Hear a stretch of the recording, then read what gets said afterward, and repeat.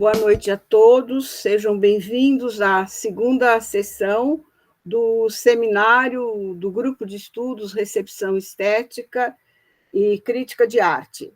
Esse nosso seminário, intitulado Exposições de Arte dos anos 1930 às Primeiras Bienais, teve início no mês anterior, no mês de setembro, e neste fim de outubro, nós, hoje e na próxima sexta-feira, estaremos realizando a segunda parte do seminário.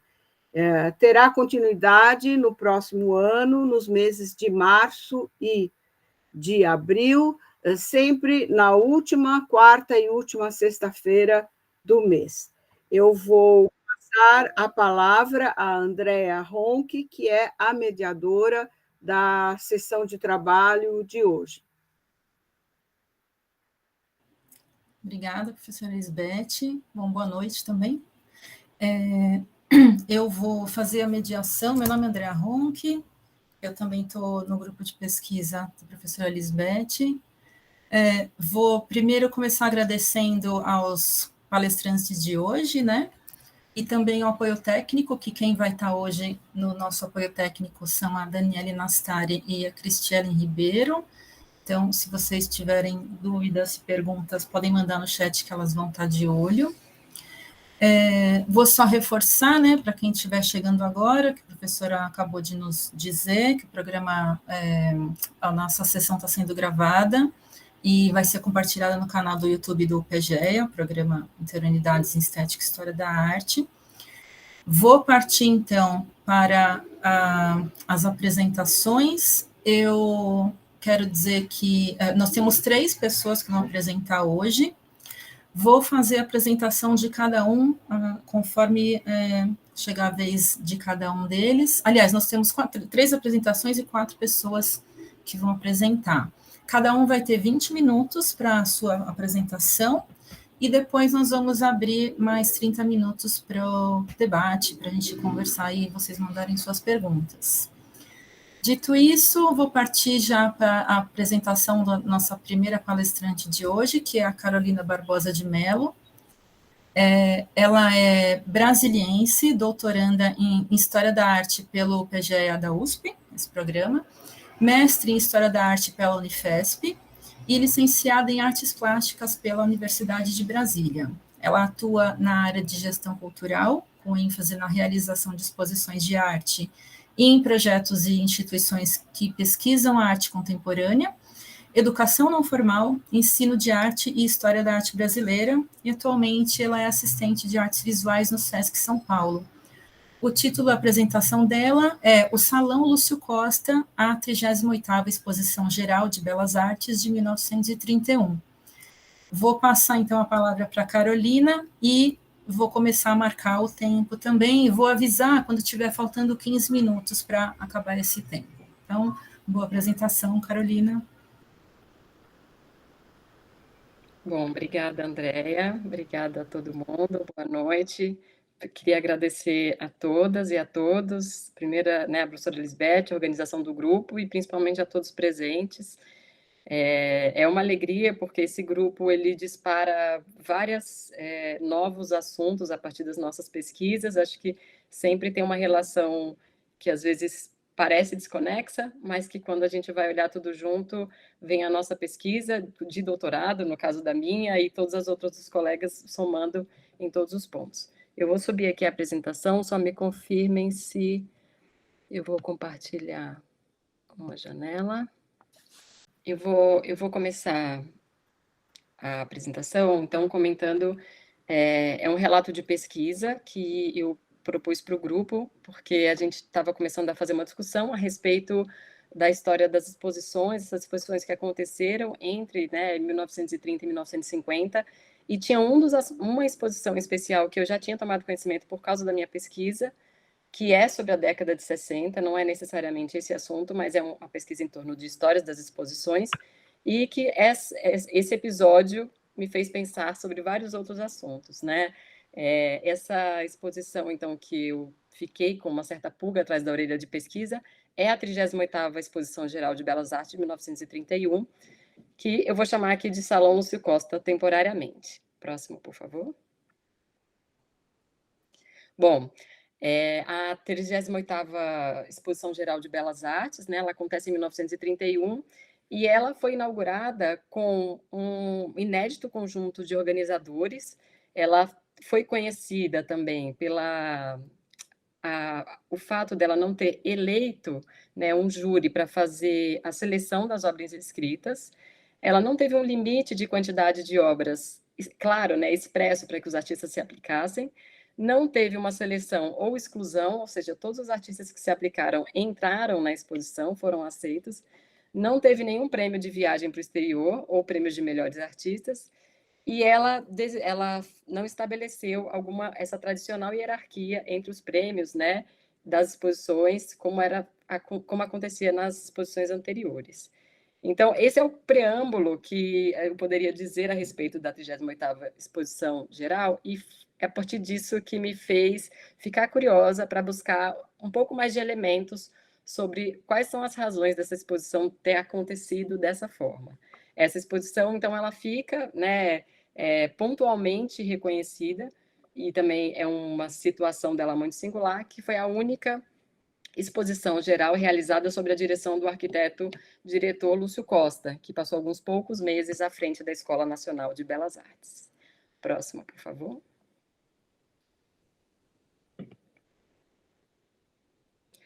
Bom, então eu conto aqui, a partir de 5 textos de época do jornal, um pouco do contexto, tanto da situação do Lúcio Costa como diretor da Escola de Belas Artes, quanto da situação de como que foi agenciada a ocorrência desse salão em 1931.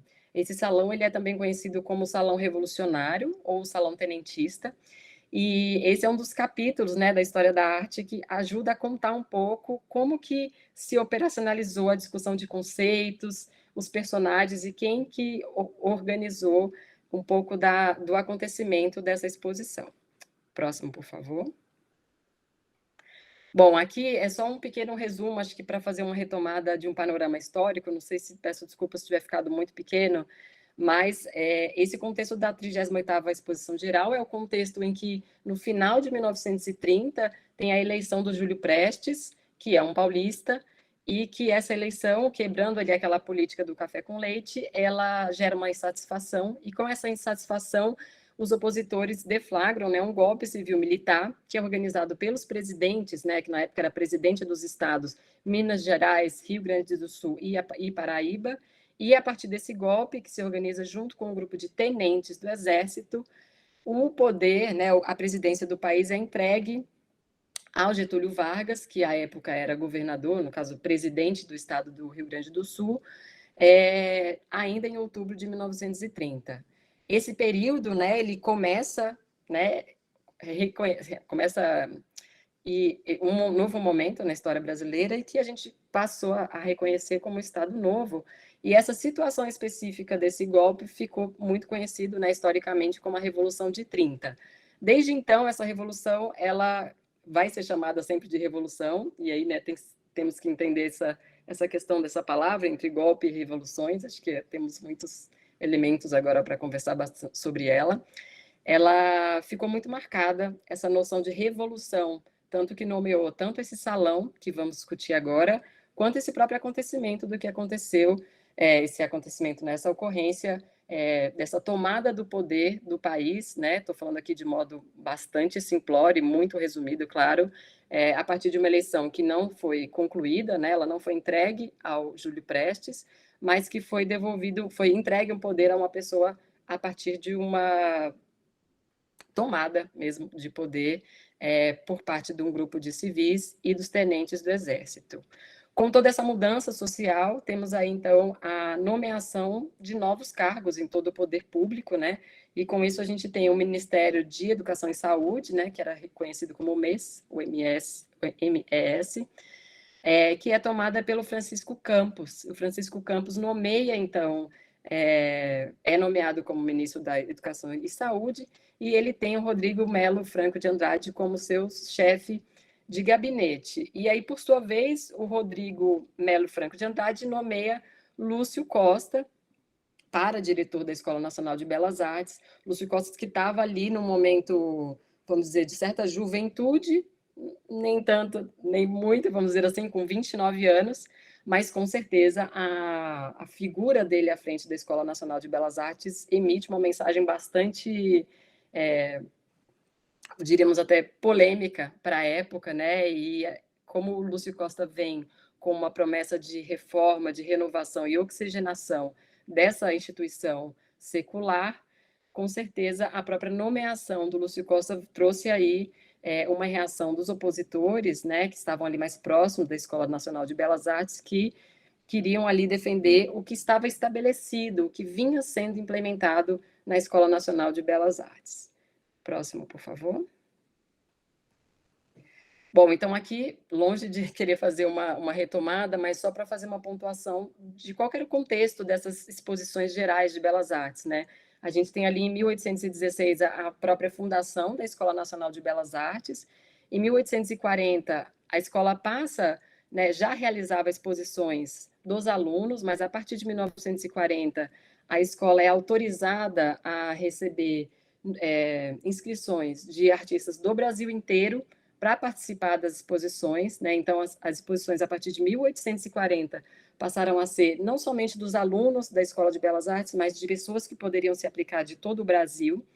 E aí, algumas pontuações também já a partir daqui, né? Até uma certa noção de exclusão, né? Porque você tem todos os alunos que estariam ali numa academia, sendo formados para um formato de artistas que se queriam a partir da Escola de Belas Artes, ao mesmo tempo exposições que eram chamadas abertas, chamavam artistas do Brasil inteiro, mas, na verdade, a premissa de quem era aceito, obviamente, era feita pelos próprios professores da Escola Nacional de Belas Artes, e, claro, isso faria uma distinção muito grande entre quem era aluno e quem não era. A partir, então, de 1890, a escola passa a realizar mesmo anualmente as exposições gerais de belas artes. Antes era um período assim um pouco menos regular. E então a gente chega em 1931, nesse momento em que acontece a 38ª edição, e ela acontece, claro, junto com uma série de outras modificações na sociedade brasileira, além dessa questão política que eu já quis frisar no começo, mas desde a ampliação do voto às mulheres, a concretização das primeiras conquistas industriais, né, o país se alterando de modo dramático num cenário social e político, e também em questões da questão da indústria do cinema, que passava a utilizar e a explorar o campo do cinema falado em tantas outras modificações. Vamos à frente?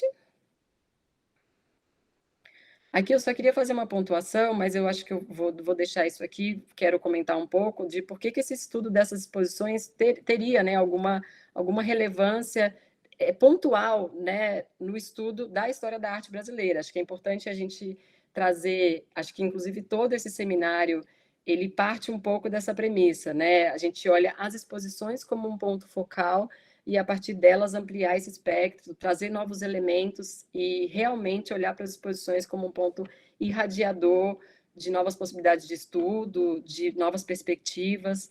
E, a partir de então, né, a partir desse estudo, eu pontuei, né, passo a partir de Zanini, que desde 83 comenta sobre a ausência dos estudos de histórias dos salões especificamente, né, a relevância disso trazer novos elementos para o estudo da arte brasileira.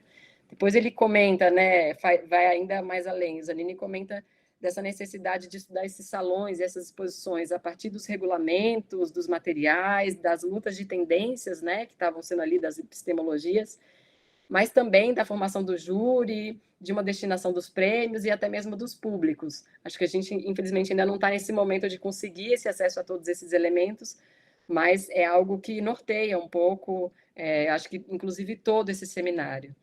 Também coloco aqui um pouco de um contexto teórico, né, que vários colaboradores, vários pesquisadores têm trazido, que é esse contexto, né, de entender as exposições como dispositivos, né, a partir da colaboração de todos os profissionais que estão envolvidos, de todas as pessoas que fazem uma exposição acontecer. E também pontuo, né, por exemplo, a Lucy Stides, né, que fala que o estudo dessas exposições é essa oportunidade para corrigir certas hierarquias e certas genealogias, né? Eu acho que muitas vezes ficamos aí muito debruçadas em estudar exposições já muito visibilizadas e os episódios da história da arte brasileira que precisam sempre de mais e mais estudos, acabam estudando muitas vezes as mesmas exposições. Então, o quanto é relevante a gente fazer esses estudos muito pontuais para trazer novos elementos. E, enfim, também outros autores, como Poinsot, que traz a ideia de uma exposição como uma máquina interpretativa, né, juntando todos os interesses, as intenções, as autorias, né, que envolvem esse estudo. E, por fim, só queria pontuar essa ideia de estudar, então, uma exposição a partir da história das exposições, e isso eu junto nessa história das exposições a noção de estudo desses salões, para estudar esses salões como exposições, porque acho que, do meu ponto de vista, é uma linha contínua, né? A gente vem estudando isso já há muitos anos, apesar, né, de alguns teóricos direm que é um estudo mais recente, e que essas exposições elas trazem, assim, eu acredito que a busca dessas fontes primárias, que é o que eu tentei fazer aqui um pouco, podem trazer novos episódios ou novas narrativas para o nosso estudo e sempre contribuir, sempre somar para que novos e novos estudos sejam feitos. Próximo. Bom, então aqui eu vou pontuar para vocês rapidamente esses 5 textos que foram escritos ao mesmo tempo que o 38º, a 38ª Exposição Geral aconteceu, né? Então eles são textos com um certo exercício crítico que foram feitos por Celso Antônio, Lúcio Costa, Mário de Andrade, Manuel Bandeira e Cândido Portinari, todos eles discutindo, de certa forma, alguns não especificamente o salão, mas o contexto da situação do Lúcio Costa como diretor da Escola de Belas Artes e alguns discutindo frontalmente o que aconteceu, então, nessa edição desse 38º salão. Próximo, por favor. Bom, aqui é só uns detalhezinhos que eu fui trazendo umas imagens para. Essa é a ficha de inscrição dos salões gerais aí de Belas Artes, da exposição geral.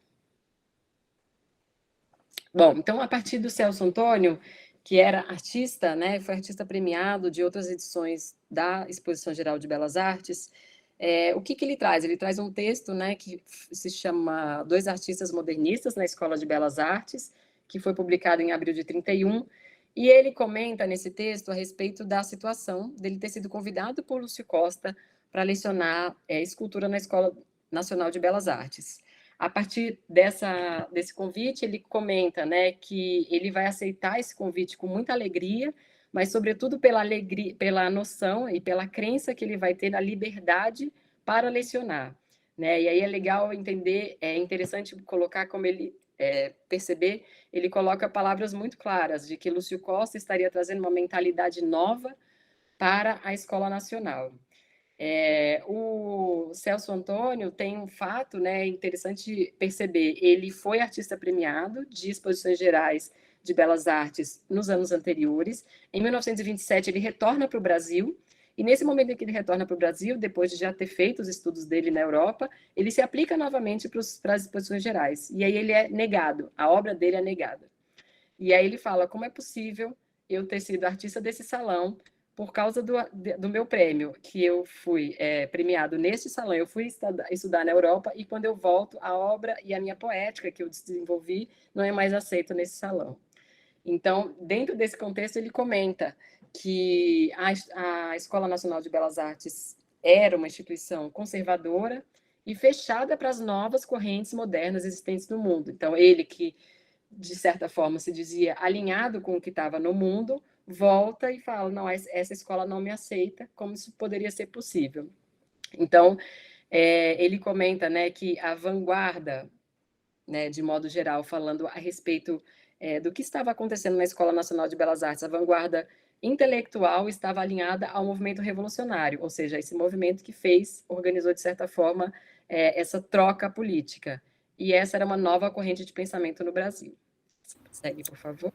Carol, só desculpa te interromper, você tem 5 minutos. Certo. Ele comenta, então, que o artista, ele comenta... Nossa, desculpa. Ele comenta, então, que, por fim, o que seria legal fechar da fala dele é que seria uma vitória do espírito moderno, Esse é um ponto importante para trazer da fala do Celso Antônio, porque é essa disputa que vai interessar para nós no final. Próximo, por favor. Aqui só queria pontuar que, então, a comissão, nova comissão desse 38º Salão era Anita Malfatti, Manuel Bandeira, Cândido Portinari, Celso Antônio, o mesmo que falamos aqui anteriormente, e o próprio Lúcio Costa. Próximo. Bom, o Lúcio Costa, ele traz também uma resposta ao José Mariano Filho, que era um dos ex-diretores da Escola Nacional de Belas Artes, que vai questionar ele um pouco sobre o fato dele pensar de modo muito oposto a tudo que já acontecia na Escola Nacional de Belas Artes. E aí, para justificar, o Lúcio Costa responde na crítica dele, dizendo que ele não era necessariamente um antagonista. Ele comenta que ele era muito... que a arquitetura antiga e os móveis antigos do Brasil interessavam muito a ele, mas que, na verdade, esses móveis antigos e essa arquitetura antiga, ela era exemplos excepcionais e não um exemplo de uma arquitetura que estava sendo feita coletivamente no Brasil. Então, esse é um espírito que o Lúcio Costa traz para a direção dele da Escola Nacional de Belas Artes. Ele fala o seguinte, que o que ele pondera? Que nas últimas 3 décadas o Brasil estava vivendo uma alteração social, política e comunicacional que era diferente de tudo que aconteceu nos últimos 3 séculos. Então, o que ele estava querendo dizer aqui era o seguinte, que por mais que tivesse essa mudança abrupta, as afinidades que estavam acontecendo naquele momento era muito mais com todos os contemporâneos de todas as nacionalidades do que com os nossos antepassados coloniais. Então, isso era uma mensagem que o Lúcio Costa trazia e que vai ficar cada vez mais flagrante nas opções que ele fez na direção desse salão. Ele termina frisando: o que é nosso é da nossa época, que é a ética e a estética modernista. Vamos seguir, por favor. Mais um. O Manuel Bandeira, por sua vez, também faz uma crítica que é a respeito especificamente, dessa vez, do 38º Salão. Ele fala o seguinte, que os tenentes, que então, para justificar, né, todo mundo falando do salão dos tenentes, dos salões dos tenentes em várias matérias de jornal, ele fala, os tenentes da arte são Portinari, Gomide, Di Cavalcanti. E também cita que existem tenentas, as Anitas, ele até fala no plural, às vezes, as Anitas, né, as Tarsilas, e também os tenentes estrangeiros, né, os artistas estrangeiros que já estavam no Brasil consolidados, mas, como podemos ver, todos, de certa forma, dentro da corrente modernista. Ele fala que muitos jornais, nesse momento, estavam querendo tensionar uma certa intriga, né, alegando que o salão queria privilegiar os modernos e não os artistas da velha guarda. Os artistas da velha guarda seriam os generais, e por isso essa tensão entre os modernos e os antigos, sendo que também uma tensão que colocou, que foi apresentada de modo flagrante na sociedade, que era a tensão entre os tenentes e os generais. Ele comenta, então, que a ausência dos grandes artistas no salão fez com que o Lúcio Costa pudesse admitir o maior número de artistas modernos, mas que o Lúcio Costa e toda a direção não excluiu a presença de grandes artistas de renome, como Henrique Bernadelli e Carlos Oswald, que era impossível não aceitar artistas como eles. Próximo, por favor. E que, então, ele pontua o seguinte, que, ao contrário do que parecia ser um fracasso, a exposição foi de grande interesse, né? O escândalo que era esperado não veio, porque exatamente os modernos, né, que foram apresentados em grande quantidade, estavam assim com um ar de calma apresentação, ele pontua, e que ele comenta ainda essa importância de Lúcio Costa ter percebido a importância artística de São Paulo. Acho que esse é um ponto importante aqui para a discussão, até de pensar um pouco do deslocamento desse eixo da relevância simbólica entre o Rio de Janeiro e São Paulo, nessa época da década de 30.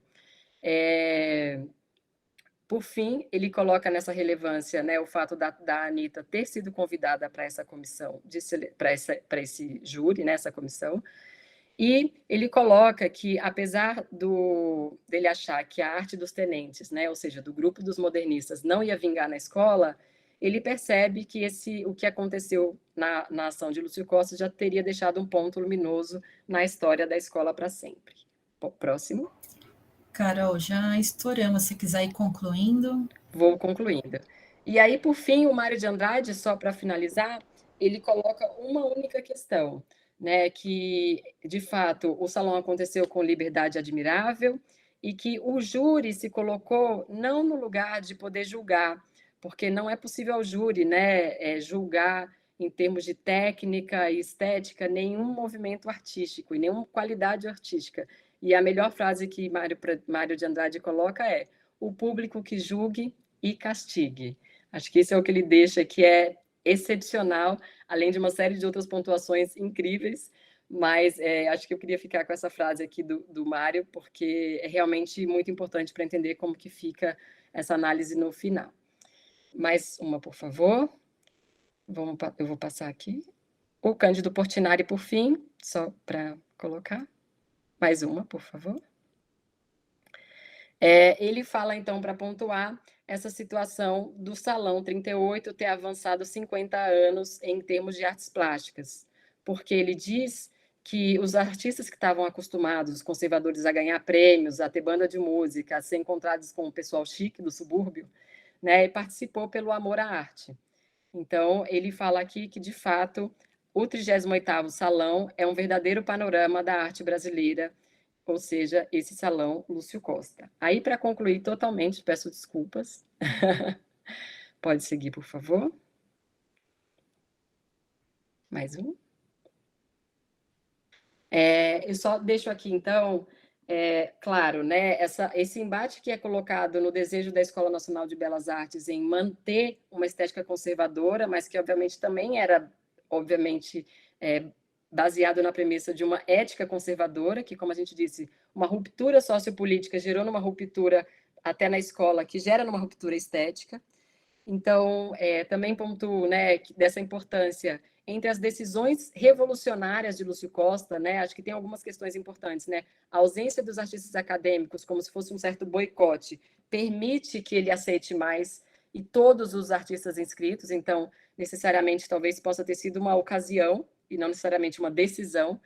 E, ao mesmo tempo, o Cândido Portinari também comenta que o salão aconteceu sem dinheiro do governo. Então, talvez a ausência dos prêmios também foi uma situação com que o Lúcio Costa colocou, obviamente, de modo genial, para gerir uma certa crise, mas que disparou uma certa revisão das próprias premiações do salão, mas que talvez por uma contingência extraordinária ao Lúcio Costa, não por uma decisão. E o que a gente quer, o que eu pontuo é que, por fim, o Lúcio Costa saiu meses depois da Escola Nacional de Belas Artes, ele não chegou a completar 1 ano de direção da Escola Nacional, mas que as questões que ele pontuou nesse salão gerou frutos muito duradouros na escola, na história dos salões, que em 33 passaram a se chamar salões nacionais, em 40 foi criada a divisão dos modernos dentro dos próprios salões nacionais, em 45 são atribuídos prêmios de viagem exclusivos aos artistas modernos, e em 51 a divisão moderna se separa e é criado os salões nacionais de arte moderna. Então, nessa disputa entre os modernos e os conservadores, a gente pode dizer que a médio prazo, né, a vitória foi dada assim aos modernos, sendo que Antônio Bento comenta que a semana de 22 foi o batismo do modernismo da arte brasileira e que o 38º Salão foi a crisma. Eu só termino por aí. Desculpa a correria. Obrigada. Muito obrigada, Carol. Muito interessante mesmo.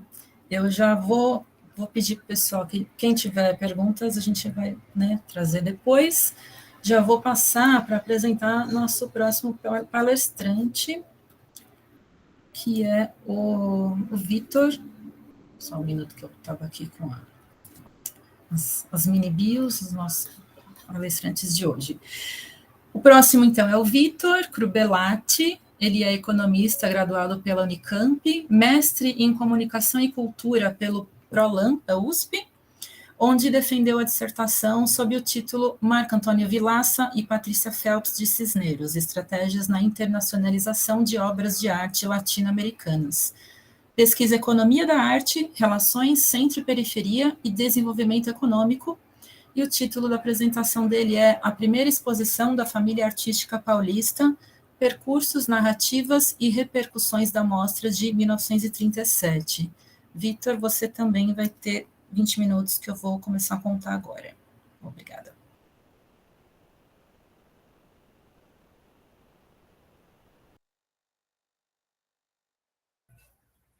Apareceu aí? Apareceu. Boa. Bom, obrigado, Andréia. Parabenizar, então, a colega que apresentou. E, bom, pessoal, boa noite a todas e todos. Primeiramente, não tem como começar essa apresentação sem agradecer ao trabalho magnífico da professora Lisbeth, ao longo de todos esses meses, junto com o grupo. E tem sido muito interessante. E eu vou dizer para vocês que tem sido um grande desafio, né? Só um minuto, deixa eu fechar a janela, porque o barulho está muito alto lá fora. Vitor, eu vou só dar um comentário que apareceu, que seu slide não está completo. Parece que está cortando um pedacinho. Ah, tá. Obrigado, Carol. Vou dar um zoom out aqui. Foi? Foi. Boa, obrigado. Então, dizer que foi obrigado, Luiz. Acabei de ver no chat aqui também. Obrigado por avisar. Dizer que foi um grande desafio, né, pesquisar sobre a família artística paulista, mas que foi um desafio muito gostoso. O meu campo de pesquisa sempre foi a economia, a economia da arte, as relações de mercado, relações centro-periferia, e quando eu começo a olhar para esses primeiros movimentos, né, que a gente olha para esses primeiros movimentos modernos, primeiros movimentos da arte paulista, é muito interessante. Então, mas sem mais delongas, que eu não vou me alongar muito, não, pessoal, eu vou tentar dar um panorama um pouco mais geral aqui sobre o artigo. A ideia aqui é a gente olhar um pouquinho sobre essa primeira exposição desse grupo que a gente chama de Família Artística Paulista. Sim, eu vou falar sobre quem é a Família Artística Paulista. Se eu não me engano, o próximo grupo também vai falar um pouquinho mais sobre as próximas exposições da Família Artística Paulista. Mas a ideia aqui é dar uma introduçãozinha sobre quem foi esse grupo, como ele surge, e também, né, como foi essa primeira exposição, quais foram suas aspirações, né, quais foram seus percursos, suas narrativas e principalmente suas repercussões. Então, vamos caminhar aqui. Bom, essa primeira exposição ela aconteceu, como o próprio título da apresentação já diz, em 1937, e ela é tida como uma exposição muito marcante na história da arte paulista, sobretudo brasileira também. Principalmente por conta do olhar que esse grupo, chamado Família Artística Paulista, tinha sobre aqueles movimentos que estavam surgindo, né, borbulhando, na verdade, pós-Semana de 22. Então, eles têm uma posição, e a gente vai explorar isso um pouquinho mais, principalmente olhando para o catálogo da exposição de 37, eu já trago ele para vocês, de que forma esse grupo olhava para esses movimentos modernos, né? Eles até usam, né, a alcunha moderna entre aspas, né? E a gente já vai entender por que daqui a pouquinho. Então, a ideia nessa apresentação, de novo, né, é a gente entender um pouquinho sobre a importância dessa exposição, as características dela. Foi uma exposição que ela foi muito marcante por conta da pluralidade de suportes, né? Foram pinturas, esculturas, desenhos, e também uma exposição com muitas repercussões, negativas e positivas, né? Mas houveram repercussões, e muito importante para essa formação da identidade cultural brasileira, tá? Bom, gente, como já citado na apresentação anterior, e muito provavelmente vai ser citado em todas as apresentações daqui para frente, não tem como a gente falar do contexto artístico do Brasil, não só de São Paulo, né, mas do Brasil como um todo, nessa década de 30, sem falar do contexto que cercava todo esse ambiente.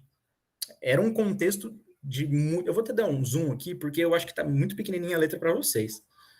Mas, de qualquer forma, não tem como a gente falar desse ambiente artístico, da formação da família artística paulista, principalmente aqui, né, para a gente, sem falar do contexto econômico, político e social da época. Como a gente está vendo, né, e já foi citado, inclusive, uma das apresentações de sexta-feira, quem já viu a programação aí sabe, o nosso colega Alexandre vai falar sobre um pouquinho sobre a Era Vargas e tudo mais, né, os impactos da ditadura da Era Vargas, mas não vou dar muito spoiler, né?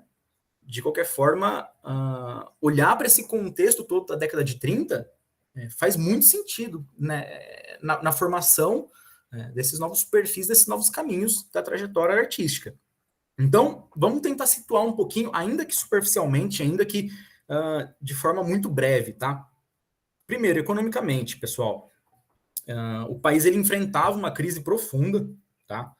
Muito por conta da quebra da Bolsa de Nova York, né, de 29, e isso, enfim, obviamente não vou me aprofundar aqui, né, dos impactos econômicos que os países periféricos têm, que os países centrais muitas vezes também não têm, né, países exportadores como o Brasil sofrem muito mais nessas crises do que países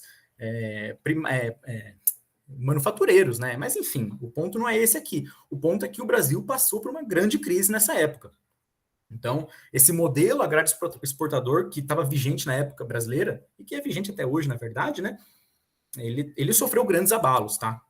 O que, por consequências, e vocês estão vendo que eu estou fazendo grandes saltos, e, enfim, mas a ideia não é nem aprofundar aqui, é falar da família artística paulista. Getúlio, então, acaba ascendendo ao poder em 30 por meio de um golpe de Estado e que impede a posse de Júlio Prestes. Então, politicamente, né, e consequentemente, o país vê o fim da República Velha e o início da Era Vargas. Então, começa o governo provisório em 30 e a promulgação de 34 e a legislação trabalhista logo depois. Socialmente, você tem vários movimentos surgindo, né? A ANL, a Ação Integralista, né? São movimentos que, por vezes, acabam mostrando, né, toda essa agitação política e ideológica que surge, que acontecia na época. A gente até vai ver que, num dos episódios da exposição, da primeira exposição, acabou que culminou com a prisão de um dos membros da família artística paulista por conta do regime da Era Vargas, mas daqui a pouco a gente vê isso aí. E, obviamente, pessoal, artisticamente o contexto ele era muito, muito, muito relevante, né, para o país, até porque São Paulo ele possuía um papel de protagonismo dentro do país, né? Então, consequentemente, a identidade artística e cultural foi caminhando aqui dentro do Estado e, consequentemente, teve um papel protagonista aqui dentro também. E não tem como falar, né, e aí dando uns passos atrás, da Semana de 22 e como ela impactou na formação dessa identidade própria. Mas, gente, eu até coloquei só citando rapidamente ali embaixo a Semana de 22, porque não é minha intenção falar sobre a Semana de 22, tá? É só para dizer que a Semana de 22, de fato, traz, né, como ela foi até trazida, né, Carol, que a Semana de 22 acho que é um batismo, não me lembro bem a palavra, mas a importância da Semana de 22 na formação de uma identidade própria para a arte brasileira. Mas aí, a gente entra, então, na década de 30. E em 1934, a gente tem o Grupo Santa Helena. Grupo Santa Helena, pessoal, é muito importante a gente falar deles antes de falar da família artística paulista, porque muitos dos membros do Grupo Santa Helena também eram membros da família artística paulista, tá? Mas, rapidamente falando, o Grupo Santa Helena, ele era um grupo de artistas que se reunia num prédio que ficava na Praça da Sé, ficava, né, porque não existe mais esse prédio, um prédio que se chamava Santa Helena, né, edifício Santa Helena, e eles se reuniam lá e tudo mais, né, em ateliês e tudo mais, e enfim, a ideia, pessoal, é que a gente precisa entender que a reunião dessas pessoas e a ideia dentro do Grupo Santa Helena, ela é muito próxima do motivo pelo qual os artistas se reuniam na família artística paulista. O motivo pelo qual os artistas se reuniam na família artística paulista era por conta dessa aproximação de técnica, aproximação de traço, aproximação de aspectos sociais comuns, aspectos de ofício comum. Então, aqui nesse trecho, a gente vê, né, num trecho do Zanini, que ele fala do Grupo Santa Helena, especificamente, né? Ele fala que os artistas do Grupo Santa Helena pertenciam a famílias de imigrantes italianos, com exceção, né, do Rebolo e do Manuel Martins, que eram de famílias espanholas e portuguesas, respectivamente. E eles tinham esse caráter proletário psicológico intenso, né? Ele até coloca entre aspas essa frase dentro de suas obras. Então, essa questão do trabalho é extremamente intrínseca às suas obras, né? Eles eram, em sua essência, pintores de paredes, né? Pintores artistas de decoração, de residências, etc., que, estabelecendo laços de amizade, e ele diz, né? A partir de 84, eles vão trazendo como consequência a formação de uma autêntica confraria de estudo e trabalho. E aí que vai existindo até 40. Essa avizinhação que se dá nos ateliês que se instalam nas salas do prédio Santa Helena é determinada pelos seus traços sociais comuns, pelos ofícios que exercem, por convicções estéticas assemelhadas e pela necessidade de intercambiarem experiências no terreno da pintura. Então, isso é muito importante, pessoal. Eu até sublinhei esse trecho, porque isso aqui isso é muito importante na formação da família artística paulista também. Essa questão dos traços sociais comuns, essa questão das convicções estéticas e também intercambiar experiências artísticas, né? Eles usam muito a expressão de você desenvolver o seu métier. A gente vai chegar lá. Então, a gente chega na gênese da família artística paulista. A família artística paulista, então, ela surge em meados de 35, tá? A gente, em alguns registros, encontra começo de 35, outros registros meio para o fim, mas enfim, em meados de 35, só um instante. Então, são artistas que, e a gente já vai chegar nos nomes deles, tá?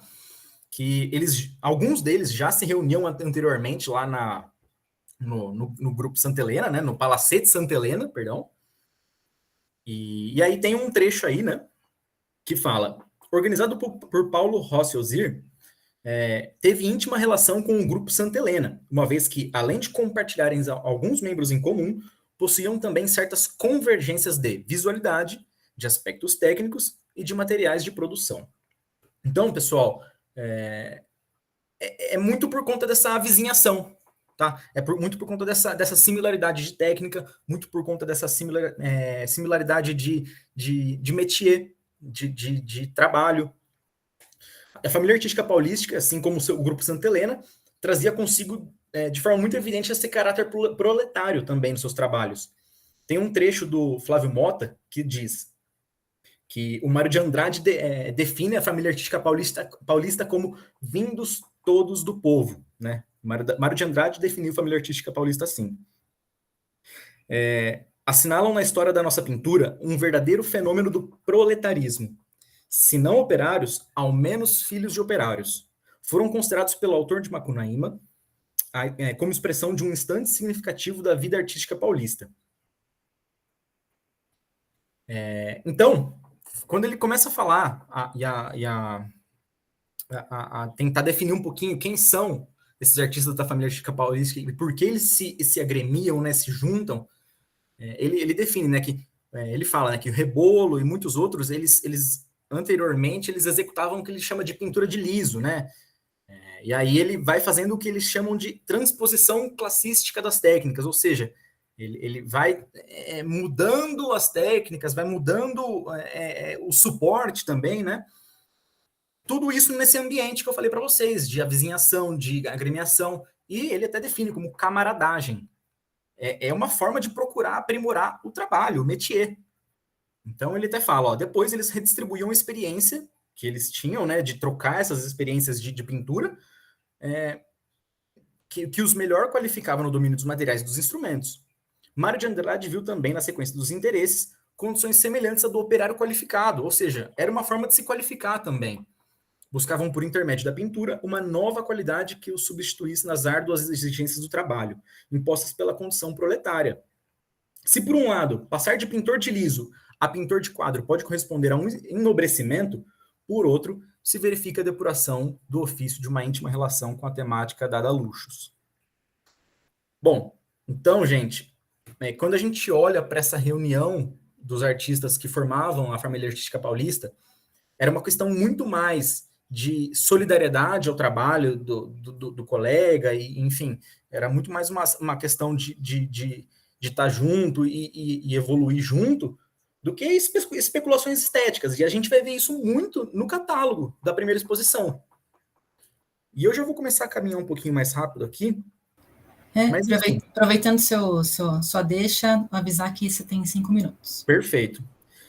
Bom, então, a família artística paulista ela tinha muito essa questão, né? E a gente vai ver isso no catálogo, da liberdade de orientação, da questão de você valorizar o seu métier, valorizar sua técnica acima de tudo. Então, enfim. E aqui só ressaltando, né, os membros da família, a gente tem Aldo Bonadei, Alfredo Volpi, Arthur Crudo, Clóvis Graciano, Francisco Rebolo, Fulvio Penac, Hugo Adami, Humberto Rosa, Joaquim Figueira, Manuel Martins, Mário Zanini, Paulo Rossi Ozir, Vitório Gobes e Valdemar da Costa. Pessoal, essa aqui é a primeira formação, né? É a temporada 1, né, da família artística paulista. Obviamente que outras pessoas vão surgindo ao longo das próximas exposições, foram 3 no total, tá? 3 exposições da família artística paulista, perdão. Outras pessoas vão surgindo, né, ao longo desses anos, mas nesse primeiro momento a gente tem esse grupo de pessoas, tá? Inclusive, nessa primeira mostra, a gente vai ver que não apenas eles expuseram, tá? A gente vai ver que a própria Anitta estava nessa primeira exposição, mas a gente vai chegar lá. Aqui a gente já viu, né? E é muito essa questão de você aprimorar seu métier, a questão deles estarem juntos, ó. Não é essa questão, quando você olha a questão da natureza morta, vamos supor, quando eles pintam a natureza morta, não é a temática da fome, né, pura e simplesmente na sua brutalidade que eles objetivam, mas sim o refinamento das frutas, as peras, as maçãs, as uvas, que mais condizem com o empenho de vencer as carências do meio. E nas paisagens eles têm essa predileção, né, pelas casinhas e chacrinhas. A gente vê isso demais nas pinturas do Rebolo, né? As paisagens, né, as paisagens do interior e tudo mais, da própria São Paulo também, as chacrinhas suburbanas, as pequenas propriedades. Então, essa compreensão do mundo que os cercava, tá? E procurando avançar, obviamente, com os recursos escassos que dispunham, tá? E aí, já caminhando para a primeira exposição da família artística paulista, nesses 5 minutos que me restam, pessoal, a primeira exposição da família artística paulista aconteceu no Esplanada Hotel, tá? É esse prédio aí que vocês estão vendo. Se eu não me engano, ele ainda existe, e ele é, se eu também não me engano, a Secretaria da Agricultura, tá? Ele fica de frente para o Teatro Municipal. Inclusive, o Esplanada Hotel, ele era conhecido como o Hotel dos Artistas. Por quê? Bom, ele ficava lá na frente do Teatro Municipal, fica, né, na frente do Teatro Municipal.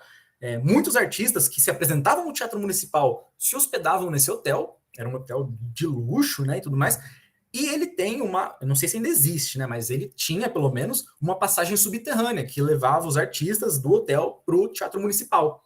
Então, era um hotel que já concentrava muito dessa questão artística, né, artistas, né, cantores, enfim.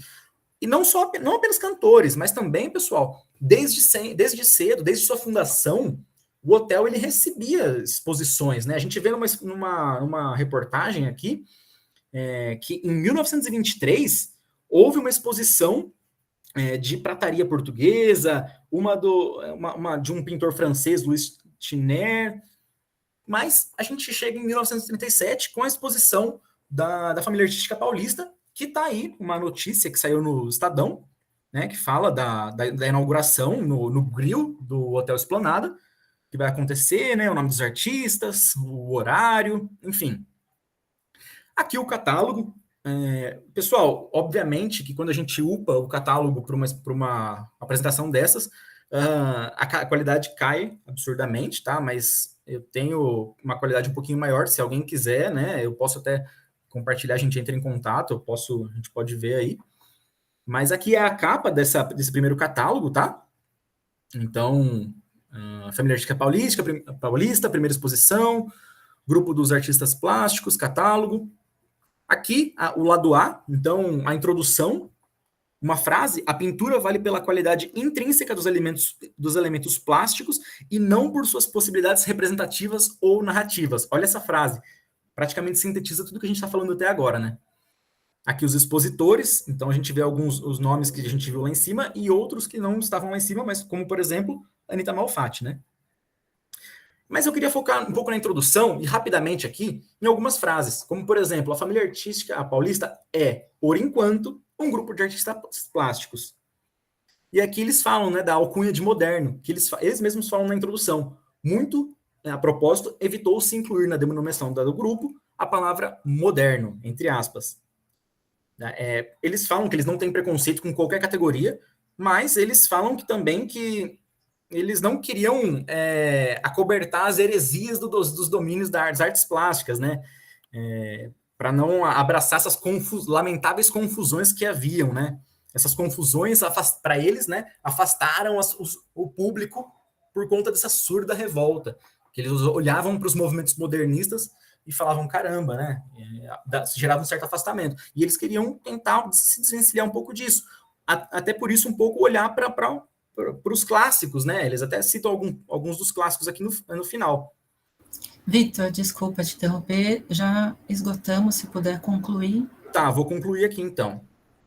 Mas enfim, pessoal, e aí só finalizando aqui, tá?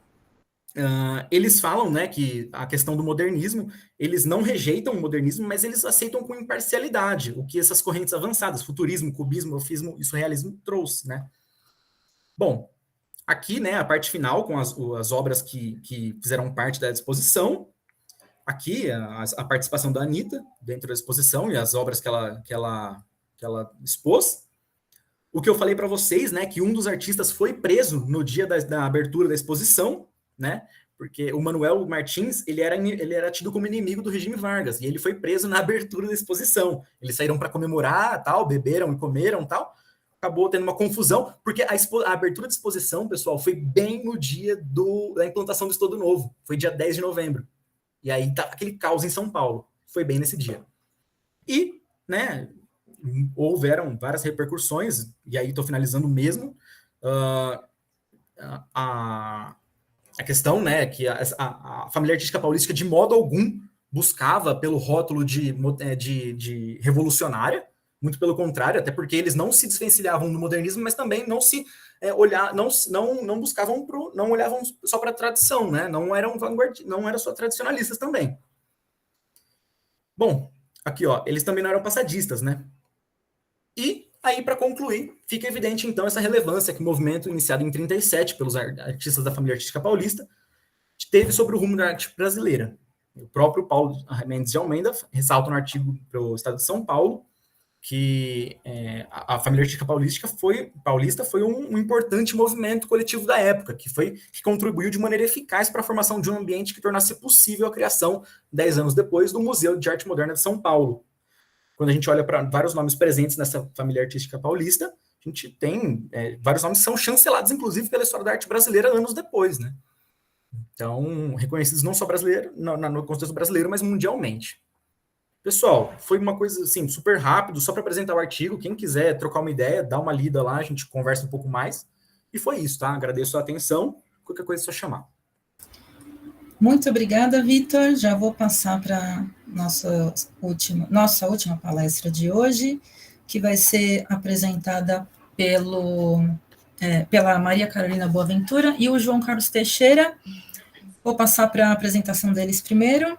Maria Carolina é doutoranda do programa de pós-graduação em Interunidades Estética e História da Arte, da USP, mestre em artes pela Universidade Federal de Uberlândia e licenciada em Ciências Sociais pela mesma universidade.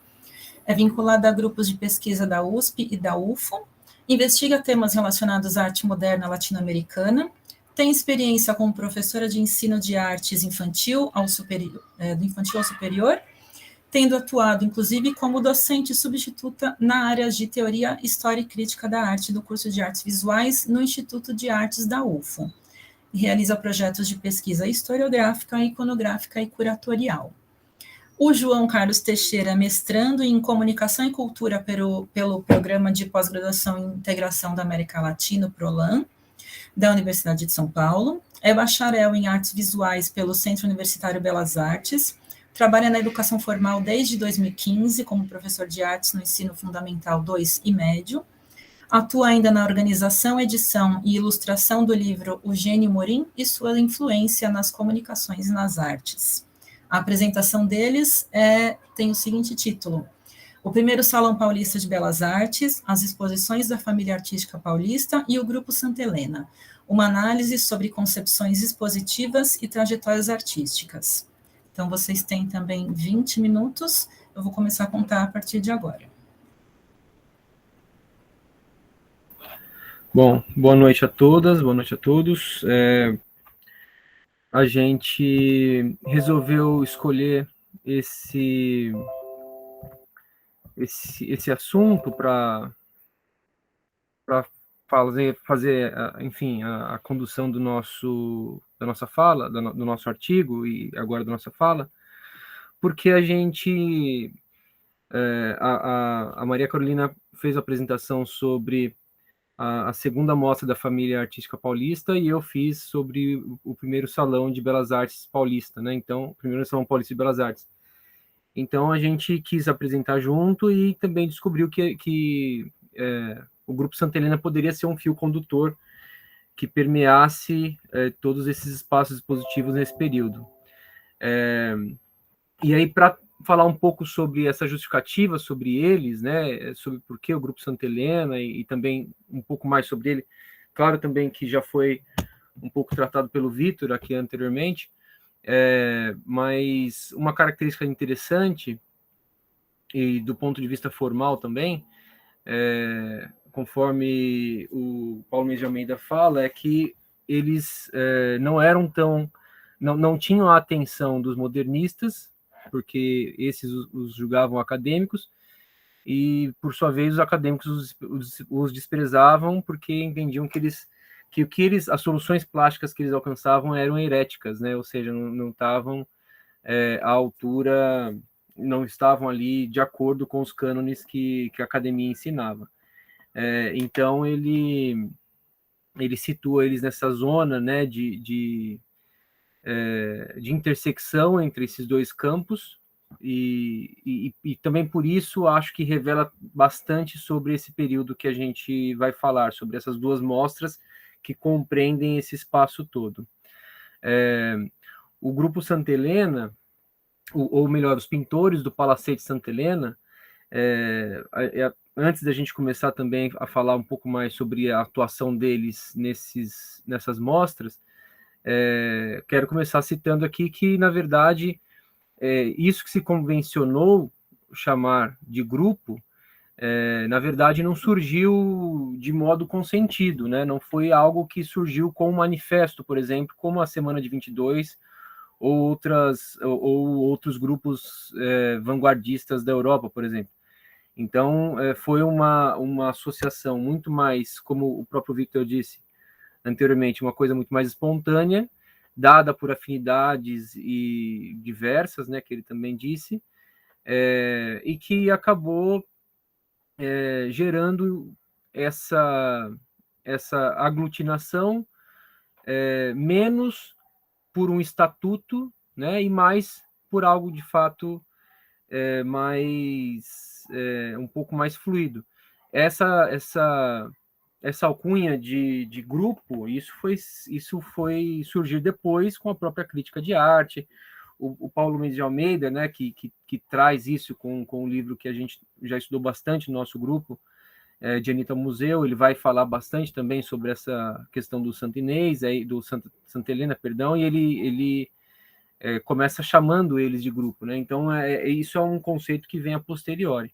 Eles, além deles se juntarem, né, como foi falado, na frente do Palacete Santa Helena, numa sala do Santa Helena, na verdade, como a gente está vendo aqui, esse edifício ele era conhecido porque na frente dele, né, aqui na Praça da Sé, haviam profissionais liberais que prestavam seus serviços e ficavam ali tentando pescar clientes que passassem ali na frente. Então, nesse contexto que surgem, porque, como o Vitor lembrou, muitos deles eram profissionais liberais que atuavam nessa área de decoração, de reforma, né, de serviços dos mais variados possíveis, e serviços manuais, né, na maior parte deles. Então, eles se juntam nesse contexto, né, no ano de 34. Alguns já têm uma caminhada pregressa, né, que tem ali algum contato mais avançado com a arte, como Aldo Bonadei, e o Volpe também, que já tinha ali algum conhecimento no círculo acadêmico, no círculo artístico, e outros nem tanto, né? Agora, uma coisa que os une é que eles, de algum modo, e também é uma questão que é interessante de refutar, que existe essa mística por trás dos santa-helenistas, de que eles não tinham uma formação, ou eram autodidatas, né? Durante muito tempo se falou isso, e na verdade eles têm sim, com exceção do Volpe, né? O que também se refuta em alguns casos, mas comprovadamente, com exceção do Volpe, todos eles de algum modo passaram por algum tipo de formação regular. A Michelle Hurt, no doutorado dela, sobre o Grupo Santa Helena, ela fala exatamente que ela resume que a formação deles passou por basicamente 3 vias, né? Ou por um curso acadêmico em si, né? Pela academia, de algum modo, em algum momento, ou pelo Liceu de Artes e Ofícios, que é uma presença mais constante entre eles, ou alguns deles tiveram também professores particulares, né? Destaca-se aqui o Aldo Bonadei, que conseguiu também, inclusive, até um espaço maior na circulação dos trabalhos dele, tendo inclusive uma individual já na década anterior, na década de 20, ele conseguiu uma exposição individual, porque também já tinha uma formação um pouco mais avançada em relação a isso.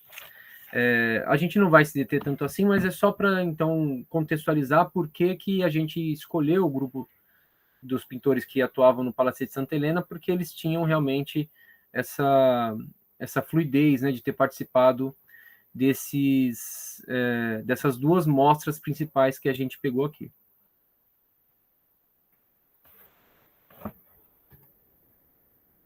Marol? Bom, boa noite a todas, todos e todes. Começo a minha fala primeiro agradecendo principalmente a professora Lisbeth pela oportunidade da apresentação e dessa pesquisa, que eu e João encabeçamos juntos pela confluência, né, desse atravessamento justamente do Grupo Santa Helena, como bem o Vitor mostrou, na família artística paulista, que foi o meu tema de pesquisa no grupo. Bom, eu começo então falando um pouquinho desses pintores, né, e do contexto político, histórico de atuação desses pintores, né, citando Aracy Amaral, quando ela fala que aqueles salões da década de 1920, né, que eram salões, na maioria das vezes, de iniciativa privada, né, organizado por grandes colecionadores em suas próprias casas e outros até em outros espaços físicos, eles se enfraqueceram, né, devido aí, na década seguinte, na década de 30, devido ao campo político, ou seja, a Revolução de 1930 e ao início da Era Vargas. E nesse momento ela cita, né, que, na verdade, como consequência da crise de 29 e da subida de Vargas ao poder, se desarticularam fortunas familiares locais consideradas estáveis, mas não se produziu a renovação social esperada.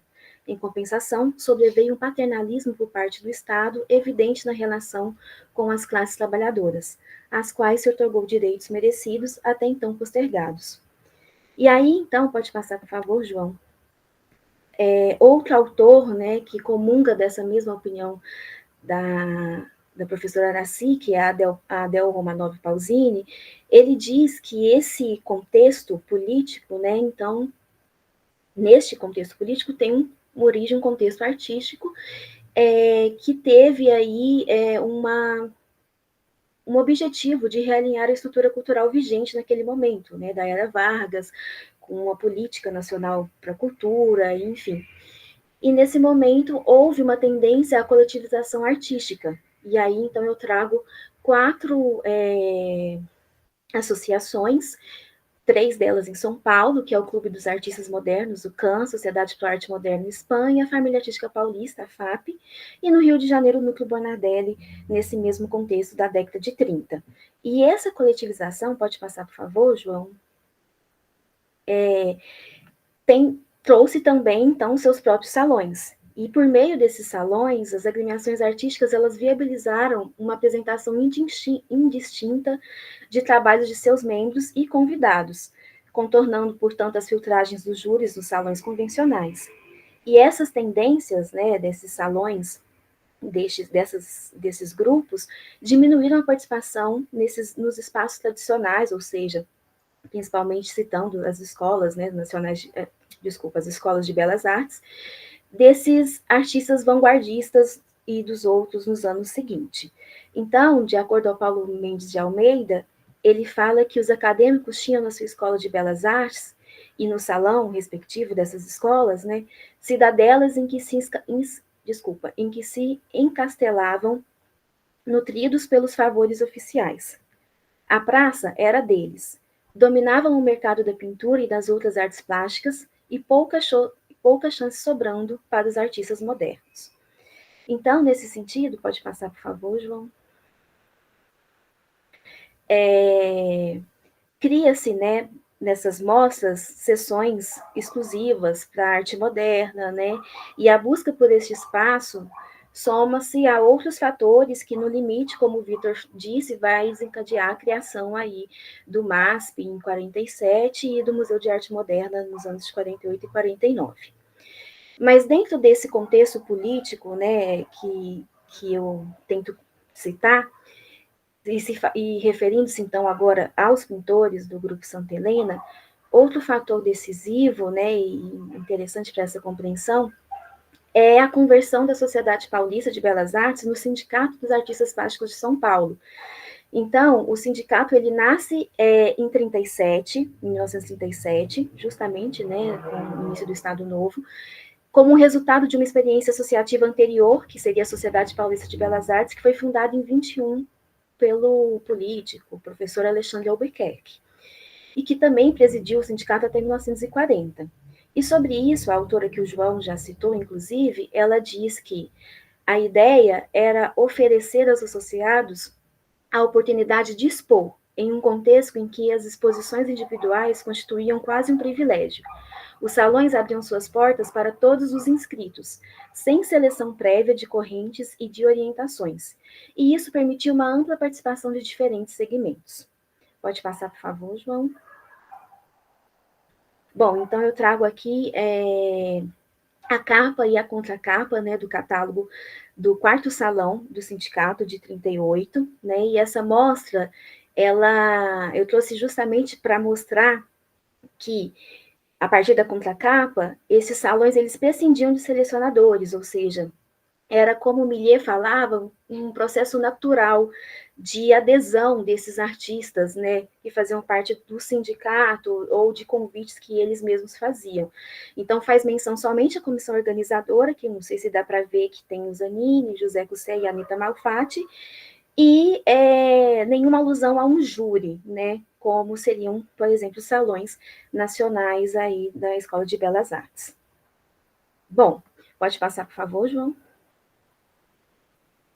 E aí, falando um pouquinho dentro dessa perspectiva da criação destes salões, de certa forma, num caminho alternativo, os espaços expositivos, nesse momento, a Carol até cita na apresentação dela, nós não temos grandes referências dessa década, né, enquanto a mostra de forma espacial. Mas a gente trouxe aí para a nossa pesquisa uma fala da Rejane Cintrão, que ela diz que o modelo parisiense dos salões parisienses, eles predominavam nesses salões, né? Então, inclusive, eu trago até uma foto, pode passar, por favor, João? Em que aqui a gente tem o 6º Salão dos Artistas Plásticos de São Paulo, e as obras atrás, né, como os quadros sobrepostos, né, fazendo alusão a esse modelo parisiense, e aqui, se eu não me engano, a gente tem a Anita Malfatti, só um momento, pessoal. eu estou tentando, o Zanini, a Anita Malfatti, e atrás as obras aí no Salão Nacional de Belas Artes, que seria a próxima foto, por favor, João, eu me equivoquei. Essa foto que eu me referia, Getúlio Vargas, né? E aí essa exposição do Salão Nacional de Belas Artes, a anterior seria do 6º Salão Nacional do Sindicato. Então, a gente fez esse contraponto somente para mostrar como seriam esses espaços expositivos e como eles estavam sendo, de certa forma, referenciados no modelo europeu de concepção expositiva, e que falta-nos aprofundar, talvez, esse estudo espacial mesmo, de forma física, desses salões. Mas era ainda que não tivessem, no sentido conceitual, a mesma proposta dos salões nacionais, ainda tinham essa referência de exposição. Pode passar, por favor, João? Maró, João, 5 minutos. Tá bom. Bom, e agora falando, então, do Grupo Santa Helena, o João continua, por favor. Certo. Então, a gente fez uma filtragem aqui, uma pesquisa em periódicos, enfim, também no site do Itaú Cultural, em outros, e também alguns outros recursos, sobre os principais lugares em que alguns membros do Grupo Santa Helena expuseram nesse período, né, de 34 até 40. E aí a gente, enfim, eu listei isso no artigo, depois, enfim, ele vai estar disponível, ele está disponível, né, para ser consultado, mas aqui eu elenquei alguns dos principais que eu quero destacar. Por exemplo, desde o primeiro Salão Paulista de Belas Artes até 42, sempre vai ter pelo menos um membro que pintava no Grupo Santa Helena participando dessas exposições. Além disso, e aí, assim, enfim, eu coloquei aqui algumas de destaque, porque nessas eles foram premiados, por exemplo, né? A exposição depois, essa exposição de pequenos quadros, ela é bastante interessante de ser salientada, porque aparece um número muito grande de artistas que expõem nela, né? O Aldo Bonadei, o Fulvio Penac, o Rebolo, o Rosa, o Volpe e o Zanini.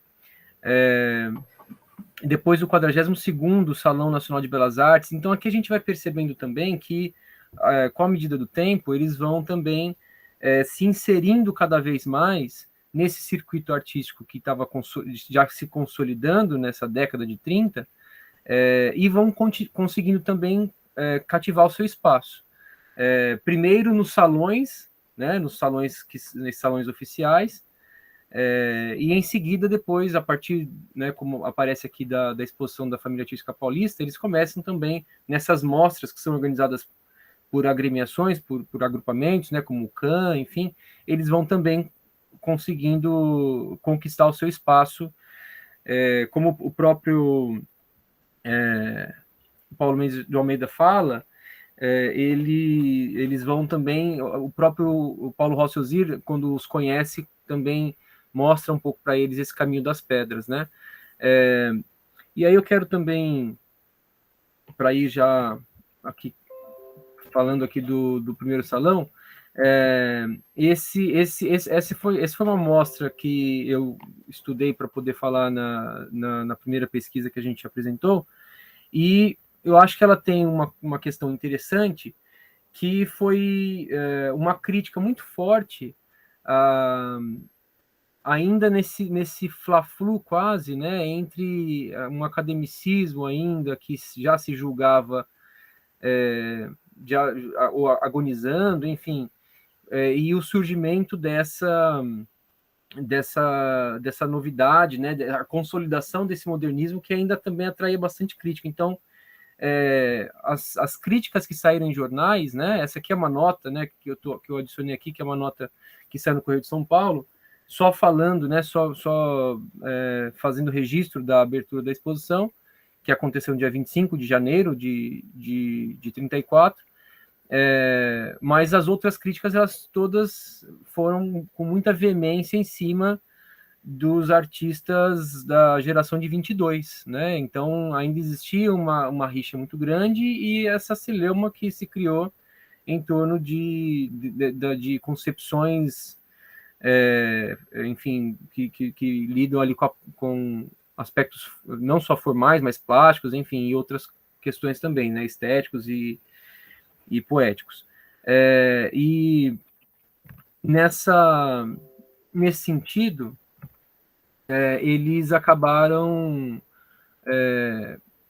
o que é interessante de salientar no primeiro Salão Paulista de Belas Artes é que, embora fosse um salão de belas artes, contava-se ali entre o júri figuras que justamente estavam do lado da geração de 22, né? Inclusive por isso alguns dos quadros, né? A Anitta, por exemplo, é premiada também nesse salão, enfim. Então, essa é uma questão também a ser salientada. A Marol vai continuar agora a partir dessa parte. Bom, e já... Oi, Marol, Andréia. Desculpa, que já deu 20 minutos, se não puder ir rapidinho e concluir. Tá, eu vou rapidinho, até porque o Vitor já mencionou muito do que eu vou falar, então eu me considero contemplada. Mas então, falando da família artística paulista, as 3 exposições que foram realizadas por essa família e a passagem do Grupo Santa Helena. Como o Vitor já disse, né, eles não tinham critérios em torno a propostas muito claras, estéticas e formais, mas eles destacavam a importância do métier da pintura, né, para a sua atuação. Pode passar, por favor, João. E aí, então, a professora Deise Pettinini, quando ela cita Arnaldo Barbosa, ela fala um pouquinho sobre essa atuação, que no próprio quadro da família artística paulista, as mais divergentes tendências se notam, há um exame mais atento. Sejam aceitos todos aqueles que, qualquer que seja a sua forma de expressão, revelem talentos, enfim, estejam trabalhando no sentido de aperfeiçoamento ou enriquecimento da criação artística. Pode passar, por favor. João? E aí, nesse momento, né, no catálogo, que inclusive o Vitor trouxe também, pode passar, por favor, da primeira exposição, que o Vitor já falou, pode passar, por favor. Nesse catálogo, nesse texto, o Flávio Mota, ele se refere a essa execução dos pintores da família artística paulista, entre um amor por... Desculpa, o Geraldo Ferraz, ele fala que eles nutriam um amor por Giotto e Cimabue, o que fica claro nesse texto do catálogo da família artística paulista. E aí pode passar, por favor. O Geraldo Ferraz, ele traz essa crítica de uma forma muito contundente, né, como vocês podem perceber. E na segunda exposição da FAP, que foi uma das exposições mais laureadas, que foi em maio e junho de 39, no Automóvel Clube de São Paulo, participam aí todos os membros da formação inicial do Grupo Santa Helena, sendo que na primeira exposição haviam participado somente 8, eram 16 artistas, metade deles eram do grupo. Nesse momento, o Mário de Andrade tenta falar de uma escola paulista, né, artística, e aí ele traz essa crítica do modernismo de tom moderado, né, e situado no lugar intermediário entre as experimentações aí derivadas da década de 1920, da arte acadêmica, e de certo proletarismo, né, que orbitava aí em torno dos artistas do Santa Helena. Pode passar, por favor. A terceira exposição, ela ocorre em 1940, e aí a gente já tem um deslocamento para o Rio de Janeiro, porque ela ocorre aí com 4 artistas do Grupo Santa Helena e artistas do Núcleo Bernardelli no Rio, como o Carlos Sclia, o Paulo San Giuliano, o Bruno Giordi, e o Bonadei, Penac, Rosa e Zanini também participam nesse momento. Essa exposição, ela também é muito bem elogiada pela crítica. Pode passar, por favor, João. O Raul de Azevedo, no Correio do Amanhã, ele traz, então, essa crítica 5 dias após a abertura da exposição. E ele diz: todos os artistas são moços de talentos incontestes e pertencem no grupo dos plásticos denominados Família Artística Paulista. Gente nova com uma compreensão clara, precisa e moderna da arte, nos setores da pintura e escultura. Os moços que expuseram seus trabalhos devem estar satisfeitos, uma promessa segura para um amanhã que não está longínquo. Vitória de São Paulo, que será mais uma vitória artística do Brasil. A grafia é a grafia do próprio Raul de Azevedo da época. E para encerrar, por favor, pode passar, João. Então, só para concluir, então, Como foi mencionado já pelo Vitor também, né, inclusive na crítica que o Mário de Andrade faz, também a gente falou até aqui, eles tinham, o Santa Helena, os pintores do grupo Santa Helena, eles tinham também, enfim, esse espaço, né, como a gente disse. Então vou ler aqui bem rapidamente. Nada tinha na intenção de revolucionária, nem se poderia tampouco rotular de passadista. Pensava em realizar uma arte contemporânea que prevalecesse das lições do passado, ao invés de com ele romper. Significava, sobretudo, uma atenuação no sentido polêmico do movimento que tivera início na Semana de Arte 22, sem surgindo já agora contra os preconceitos modernistas. Então, até também uma crítica interessante, né, que o Paulo Mendes de Almeida, quando ele vai comentar a crítica do Mário de Andrade, ele diz que o Mário de Andrade passou dos limites, né, quando ele faz a citação que o Vitor falou, né, quando faz essa alusão de que pintavam casarios porque tinham essa aspiração da pequena propriedade, enfim. E o Paulo Mendes de Almeida diz que, de mim para mim, digo que me satisfaz a singeleza de Sérgio Milliet. E aí ele diz o que o Sérgio Milliet falava, né? Significava uma reação da pintura de matizes e atmosfera contra as correntes mais avançadas, mas menos artesanais. Então eu entendo que eu quis usar esse trecho para finalizar, porque a gente concluiu, né, no nosso trabalho, a gente entendeu para essa direção de que a década de 30 foi um período de acomodação plástica, né, entre 20 e 40, né, 40 já num processo de maturidade em que, ou de indicação para isso, onde a gente já tem uma concepção de museus, enfim. E a década de 30 teve essa transição, né, significou essa transição, e que o Grupo Santa Helena, o grupo de pintores do Santa Helena, ele representou muito bem esse período, e as mostras em que eles participaram também tem essa potência de mostrar o momento em que elas estavam inseridas, né? Porque saiu de uma coisa de salão, uma realidade em que o Estado precisava fomentar a mostra dos artistas e chegar nessa articulação, né? No desdobramento ali dos grupos, até que isso foi florescendo e terminou na instituição dos dois principais museus que vieram na década de 40, né? O MASP e o MAN, em 47 e 48. Então, por isso que a gente entendeu tão interessante a contribuição dos pintores do Santa Helena nesse período. Então, aqui estão as nossas referências, e a gente agradece por vocês terem nos escutado. Obrigado.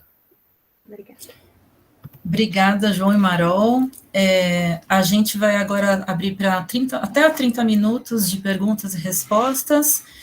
Já tem uma pergunta aqui no chat, eu vou antes só, talvez, para amarrar os assuntos, que foram 3 apresentações muito interessantes, que se conversam no seguinte sentido. A gente teve uma apresentação falando da via institucional das exposições, uma possível exposição de arte moderna, e 2 iniciativas de agrupamentos, né, de agremiações, que, como vocês mostraram, tiveram um papel fundamental nessa organização das artes plásticas em São Paulo, ali naquela década, naquelas 2 décadas, principalmente a partir dos anos 30. E algo muito marcante também é essa convivência, às vezes antagônica, às vezes harmônica, entre o que era o acadêmico e o que era o moderno, e o que não necessariamente se encaixava exatamente nessa dicotomia. Então, acho que algo que eu posso acrescentar aqui primeiro, como é um assunto que eu também estudo, né, a gente ficar a gente não pode cair nas dicotomias, porque elas não nos ajudam a entender esse período. Eu vou, como vocês falaram de 2 temas que as 2 últimas apresentações falaram de Grupo Santa Helena e Família Artística, eu vou só acrescentar, complementar uma informação que também é um tema que eu estou pesquisando, que é justamente o que era o grupo do Santa Helena, o que era a família artística. Isso, quem estuda esses artistas, às vezes é um pouco confuso, porque, ora, eles são os mesmos artistas nos textos de jornais, ora são referidos com um e ora como outro. E pelo que eu já pesquisei, os artistas do Santa Helena estavam trabalhando no Santa Helena, se reunindo e trocando.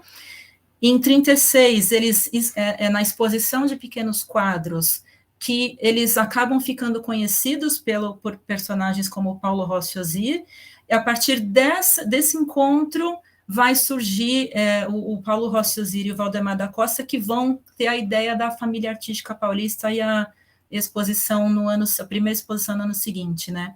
Então, é por isso que são os mesmos, né, porque que eles se intercalam, porque, na verdade, de uma certa forma, o núcleo da família artística, a ideia surge a partir do encontro de alguns artistas do Santa Helena com esses intelectuais que estavam ali se articulando já nas próximas agremiações, né. 37 vai ter a família artística e também o Salão de Maio, só para amarrar. Agora eu já vou passar para a pergunta aqui da Giovana. Ela faz o seguinte, dá essa introdução e uma pergunta no final. Ela fala, a exemplo da família artística paulista e do grupo Santa Helena, Núcleo Bernardelli, outras entidades e grupos se formaram naquele momento, como a Sociedade Pro Arte Moderna, criada em 31 por Theodor Helberg, Marchand, animador cultural alemão, Clube de Cultura Moderna, fundado no Rio de Janeiro em 34, a Sociedade de Pro Arte Moderna SPAN e o Clube dos Artistas Modernos em 32, entre tantos outros. A organização dessas sociedades artísticas denota a importância das redes de sociabilidade como estratégia de atuação dos artistas no campo cultural brasileiro àquela época, e expressa uma certa autonomia de atuação em relação às instituições oficiais existentes no período, como a Escola Nacional de Belas Artes. Vocês poderiam falar um pouco sobre isso? Ela abriu aqui para todos, alguém quer comentar sobre essa importância dessas redes de sociabilidade, né, as agremiações que vocês pontuaram bastante. Quem quiser falar, e aí a Niúria já está com a mão levantada para a próxima pergunta.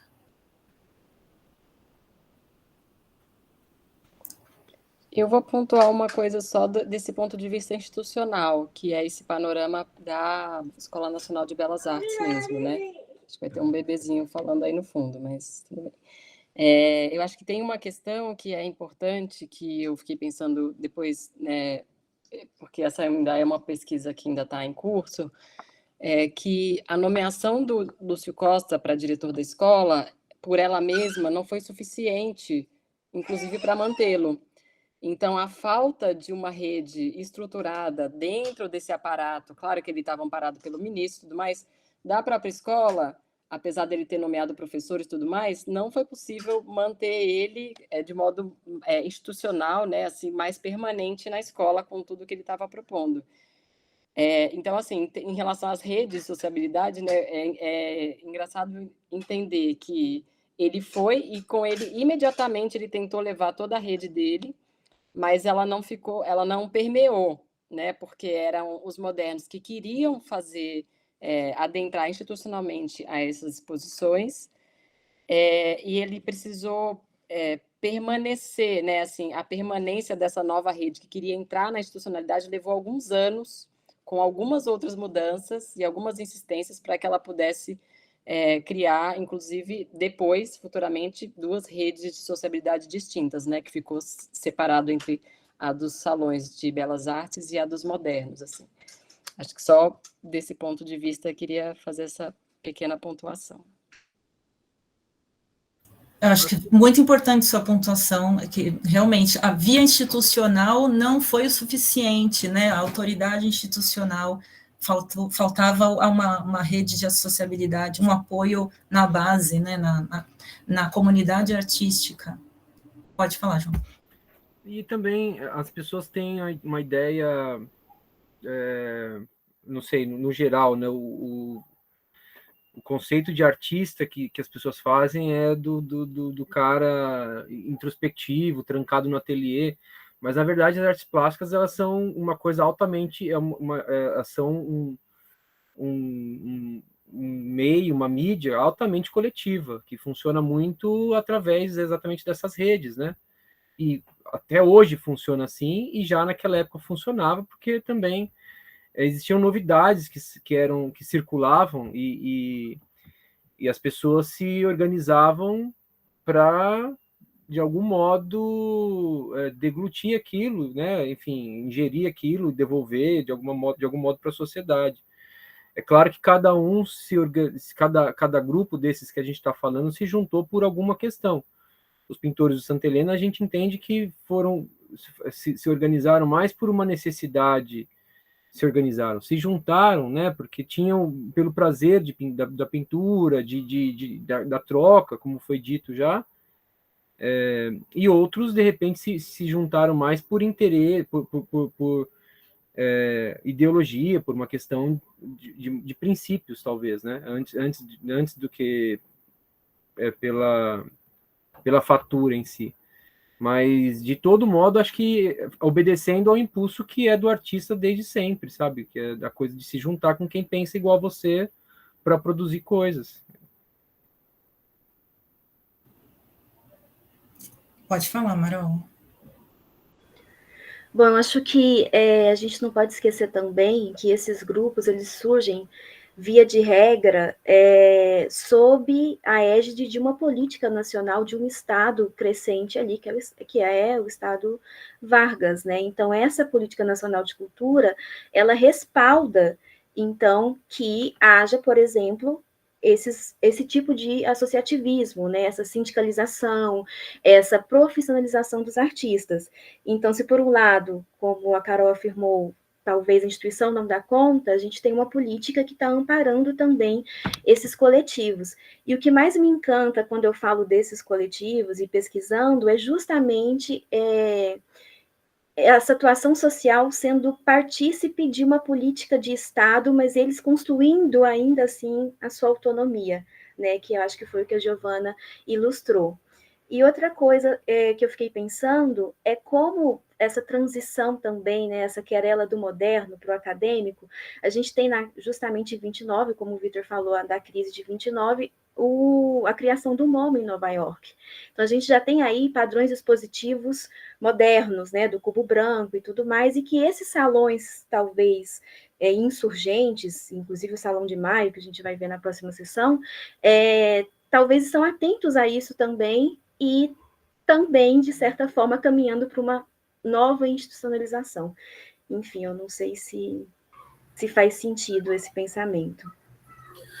E só para finalizar, Andréia, para fechar essa pergunta e já passar para os próximos ouvintes, que eu vi que a Niura e o Thiago estão com a mãozinha levantada, e fechando só essa pergunta. E abraçando um pouco o que o João falou, é impressionante ver, né, como essa agremiação, essa junção dos artistas, principalmente do Grupo Santa Helena, teve impacto no trabalho um do outro, né? Como o trabalho de um artista impactou no trabalho do outro. O métier, né? Você elaborar suas próprias técnicas e juntamente elaborar do colega. E eu acho que a junção dos artistas ela tem muito a ver com isso. Você tá junto para você melhorar sua técnica, para você aprender uma coisa que você não sabe com o outro e você ensinar uma coisa que o outro não sabe com você. Então, e a gente vê isso demais no Grupo Santa Helena, e até quando a gente olha nas primeiras obras expostas, na primeira exposição da Família Artística Paulista, como eu disse para vocês no resumo, haviam muitos desenhos, e esses desenhos eram justamente essa questão do aprimorar o métier, mostrar, né, essa questão da técnica, mostrar a gravura, o corpo, muito desenho de cabeça, muito desenho de retrato, essa questão da técnica, desenho, técnica, essa questão de você ir elaborando. Então, obviamente que existem diversos motivos para se juntar, né, ideologia, enfim, resistência, como a própria Maria disse, né, questão do Estado Novo na época, mas também, né, a questão de você se agremiar como forma de desenvolver. Ótimo, vou passar a palavra para a Niura Alegramante. Bem, gente, boa noite. Desculpem, eu cheguei um pouco atrasada aqui, porque eu estava no CBH, eu estou aqui em Juiz de Fora, eu moro em Porto Alegre, mas estou aqui. E eu fiquei muito feliz eu me inscrevi para assistir vocês, porque eu imagino que vocês tenham pesquisado, fiz o meu mestrado aí com o professor Walter Zanini, né, sobre o Rossi Ozir, né, fui aluna da professora Lisbeth também, né, e dentre outros também professores aí. E eu pesquisei, então, muito sobre o Rossi Ozir, e aí eu pedi para levantar a mão, porque a Andréia comentou, assim, da família Tios Paulista, né, que foi ideia do Rossi Ozir e do Valdemar. Na verdade, foi ideia do Rossi Ozir em criar a família artística paulista, porque em Milão existia a família artística milanesa.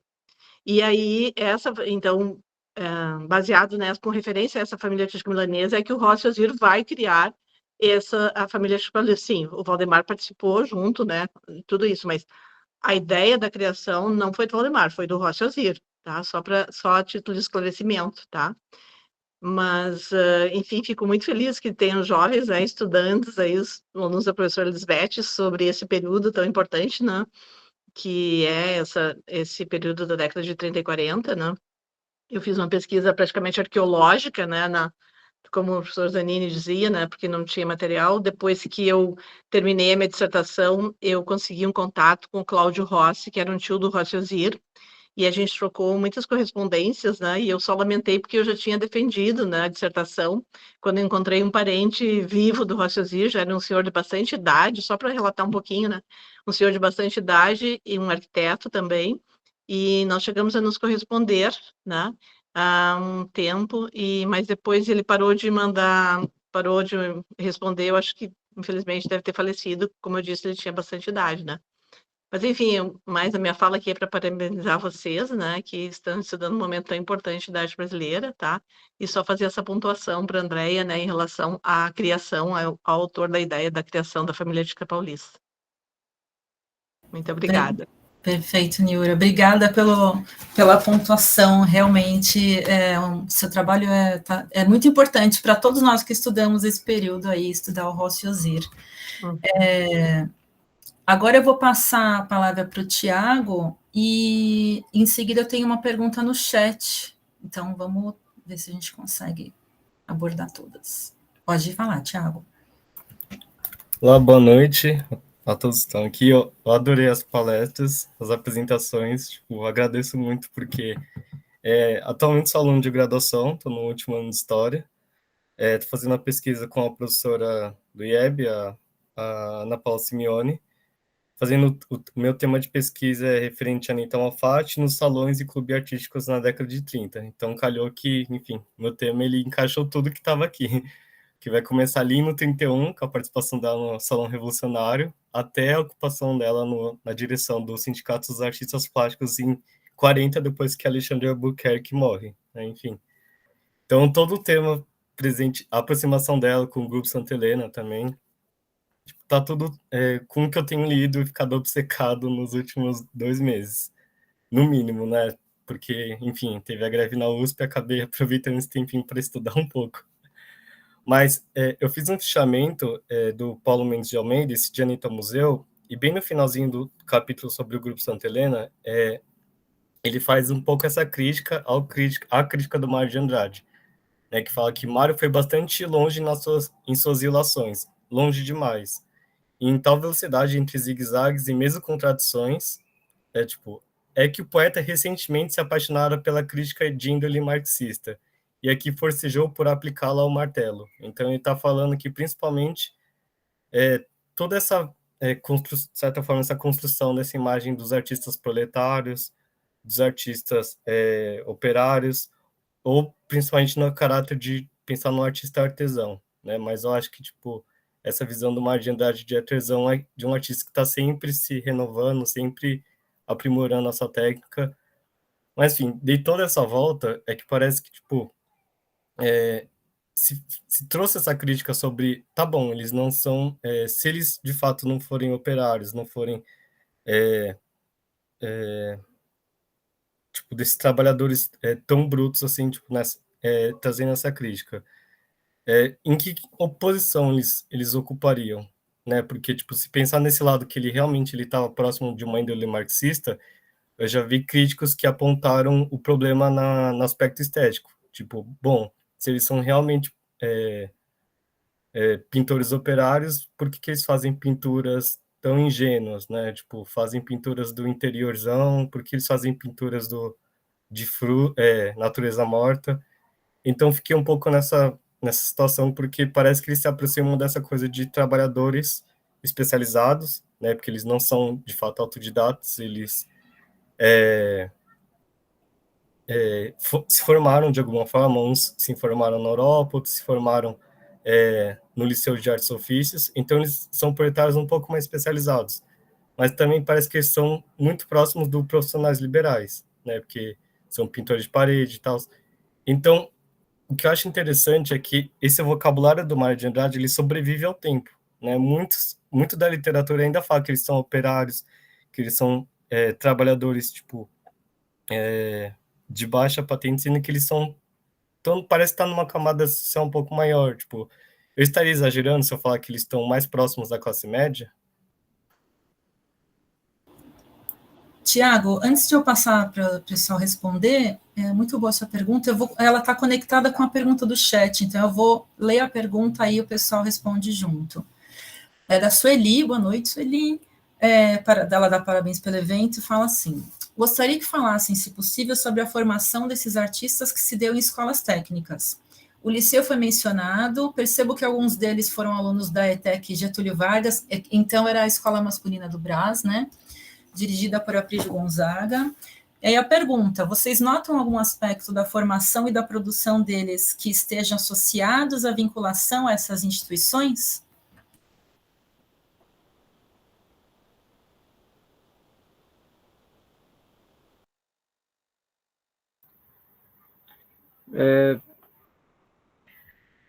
Bom, existe, se a gente consegue estabelecer uma ponte aí de que eles tinham um ensino que também está ligado a essas artes, me fugiu agora completamente o nome, porque apareceu aqui a pessoa pedindo para entrar e, enfim... gente, me ajuda, Andréa. Aplicadas? Artes aplicadas, obrigado, Marol. Então, o que eu acho que é mais interessante de pensar nesses artistas do Grupo Santa Helena, e aí já conectando também com o apontamento feito pelo Tiago, é que não há uma dissociação entre o que fazem profissionalmente. Claro que existe a questão do ordinário, do que é feito para subsistência, e no contraturno, na verdade, existe um prolongamento daquilo que foi feito no horário de turno. Então, a produção deles, ela se situa. E aí, Tiago, inclusive, a continuação daquilo que você leu foi a citação que eu fiz do Millet, né, que o Paulo Mendes de Almeida fala do Millet, que significava uma reação da pintura de matizes e atmosfera contra as correntes mais avançadas, mas menos artesanais. Então, uma pintura por matiz era tudo que uma vanguarda que buscasse uma planarização, né, do espaço pictórico, é tudo que eles não querem. Quando você fala de uma pintura por matiz, você está exatamente indo numa outra... você está indo exatamente na valorização do que o Vitor falou do métier, da fatura, de vários valores que ficaram no caminho. E exatamente isso é muito lógico quando a gente pensa em pessoas que exatamente trabalham em serviços manuais, né? Fazem trabalhos de artesania, né? Que de algum modo...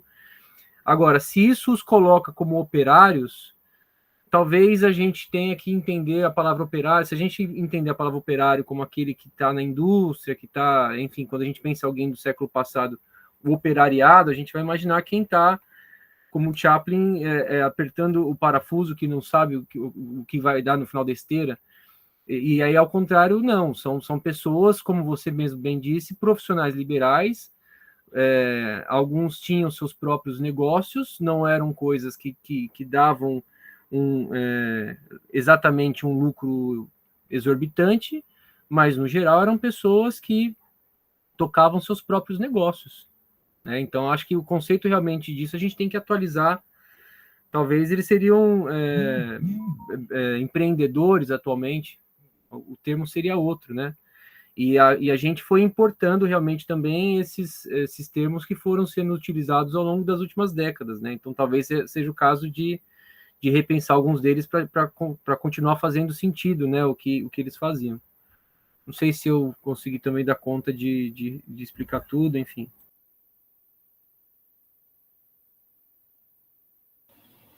Alguém quer complementar a resposta do João, de vocês? Eu acho que eu até acrescentaria, isso é uma coisa que eu gostei muito da pergunta do Tiago, porque eu e o João nós dois estudamos o grupo do Santa Helena e a gente tem falado muito sobre essa questão que nos incomodava desde que a gente começou a pesquisar, que por que pintores proletários se nenhum deles trabalhava numa fábrica, numa empresa, né? Cada um tem uma trajetória profissional um pouco diferente do outro, e em questões financeiras também, eles não têm não existe uma homogeneidade entre eles em relação a isso. Então, por que isso, né? Se essa historiografia consolidou esse termo, e por que onde que a gente estava encontrando ruído nele? Então, é algo que a gente ainda precisa discutir mais, investigar mais. Eles seriam o que a gente talvez chamasse de uma pequena burguesia, alguns deles, outros não, vinham realmente da pintura, a decoração de residências, mas não tem essa homogeneidade. Então, é muito difícil rotulá-los nesse sentido, é complexo, como todas as questões desse período, e talvez mais. Não dá para... acho que um ponto crucial aí para investigar, que é uma das questões que eu também, e o João também está vendo, é sobre por que o nome Grupo Santa Helena e a alcunha de artistas proletários ou artesãos ou operários foi consagrada pela crítica. Então, por que e como isso aconteceu? É algo que investigar vai fazer a gente entender muito melhor esse grupo e essa produção, considerando de uma forma mais crítica, né? Talvez essa historiografia. Então, é uma questão importante aí para esse tema. Desculpa, só um ponto muito rápido, Carol. Que também o Tiago também falou sobre se era uma pintura de fato politizada, enfim, alguma coisa nesse sentido. E uma das críticas que é feita a Tarsila, que é dirigida a Tarsila do Amaral, nas pinturas que ela faz nesse período, né, que ela já está na fase social dela, que pinta os operários e por aí vai, é de que ela era uma pintora de classe média alta ou de classe alta, que tinha recursos e que, a partir do seu ponto de vista, pintava aquilo que ela entendia ser a classe operária, enfim. É uma fase dela a partir da viagem que ela faz à União Soviética, né, com o companheiro dela na época. Então, a gente também precisa pensar se necessariamente a pessoa ela faz pintura social quando ela faz pintura panfletária, né? Quer dizer, para mim, não tem não política na pintura deles. Porque, além de tudo, pintar um rio Tamanduateí e uma casinha nesse rio Tamanduateí e as pessoas apenas vivendo nesse rio Tamanduateí significa muita coisa, porque quem que mora na beira de um rio que a gente sabe que enche, que desce? Então tem muita política aí, tem muita crítica social, talvez muito mais do que quando você empilha, com todo respeito, não estou reduzindo, mas quando você empilha pessoas para representá-las no mesmo plano, para representá-las como operários, enfim. Né? Então, eu acho que existem coisas sutis aí que falam muito mais alto do que as que gritam, né? Enfim, acho que cabe a gente também descobrir tudo isso. Não, eu só ia comentar porque, ouvindo o João, me veio assim um pouco também uma questão que está também no meu texto, que é assim, esse alargamento institucional, né, que os outros dois trabalhos apresentaram, que significa abrir novos grupos autônomos que vão para além da instituição, da academia, que era oficial, demanda também ampliar o espectro social. Né? Então, se você alarga o que é institucional para o que não é institucional, você tem outros grupos que são autônomos, você alarga o tipo de pessoa que compõe esse espectro de quem são os artistas. Então, nesse aspecto, eu acho que tem uma delicadeza bonita, aí ouvindo o João, para mim, agora ficou assim, eles passaram a chamar de artistas proletários, talvez esse grupo especificamente que desfraudou, né, que inaugurou um novo grupo de artistas e que, por acaso, não eram artistas, vou dizer assim, por acaso, mas assim, talvez por consequência, não eram artistas que só frequentavam uma academia de arte, que era a configuração de, basicamente, quase todos os que eram denominados artistas a partir do ponto de vista institucional. Então, vamos pensar, num ponto de vista da Escola Nacional de Belas Artes, aquelas pessoas viviam de ser artistas. A profissão delas era ser artistas, né? No momento em que novos grupos autônomos, autogeridos, se configuram, essa noção de quem é artista vai se ampliando, até a gente chegar na década de 60 com a explosão total de tudo isso. Mas acho que talvez é interessante pensar que na falta dessa palavra e na falta até de compreensão desse alargamento de que esse artista ele deixa de ser uma pessoa que é só artista e ele passa a ser cada vez mais, nas décadas, né, de 20 até 50, até 60, essa pessoa que ela é só mais uma pessoa que habita o mundo, né? Ela não é uma pessoa institucionalizada, artista, fechadinha dentro de um lugar. Ela é um cidadão, né? Então, é trabalhador, é proletário, é todas as outras coisas que vai chegar num artista tudo aí na década de 60, né? Acho que só isso. Perfeito. Bom, como já são aqui...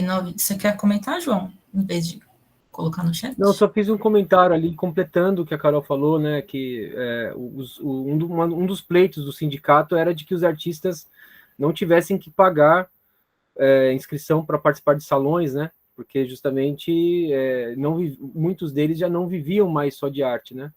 Então isso ilustra isso que ela está dizendo, né, que enfim, que não era uma outra classe social que estava também buscando representatividade e se expressar.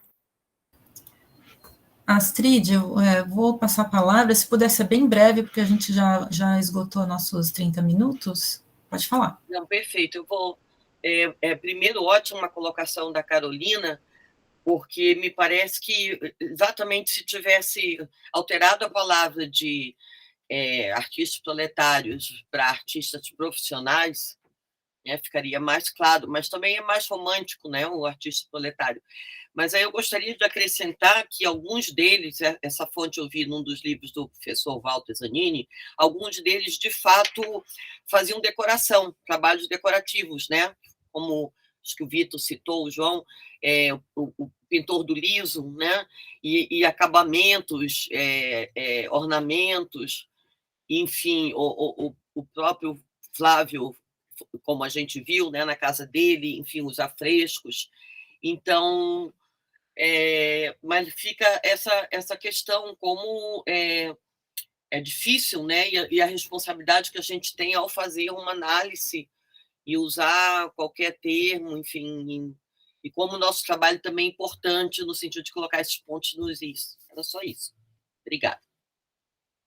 E ver criticamente a historiografia, né, não abraçar os conceitos sem entender de onde eles vieram, né, Astrid? Bom, são já 9 horas, passamos do nosso, encerramos nosso tempo de debate. Essa discussão, na verdade, eu acredito que ela vai continuar na próxima sessão, que é sexta-feira, às 19 horas, porque a gente vai continuar falando dessas exposições também. Uma delas vai ser até que eu vou falar, que também é sobre o Sindicato de Artistas Plásticos, então o assunto vai continuar. Eu vou deixar o convite a todos que estão aqui para voltarem a conversar com a gente na sexta-feira, às 19. Quem já se inscreveu vai receber o link, mas não precisa se inscrever de novo. Deixo aqui meu agradecimento a todos que contribuíram com perguntas, comentários e aos palestrantes. E eu vou passar a palavra, então, para a professora Lisbeth, para encerrar.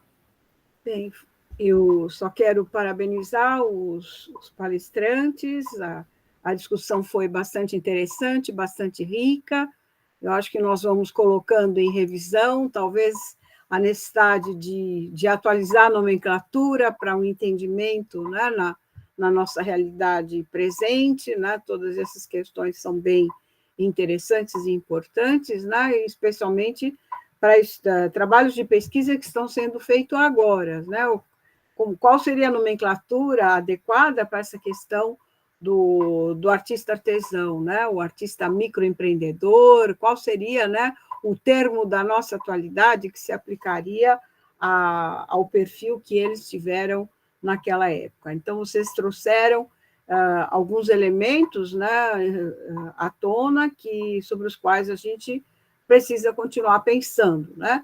E, então, deixo o agradecimento também a todos os que estiveram presentes e que nos acompanharam, e reitero o convite da Andréa, né, para que venham na sexta-feira para a gente continuar a nossa conversa, né, a continuar acompanhando esse trabalho de pesquisa que o grupo desenvolveu ao longo de quase, acredito que de 2 anos, quase, né? Quase 2 anos.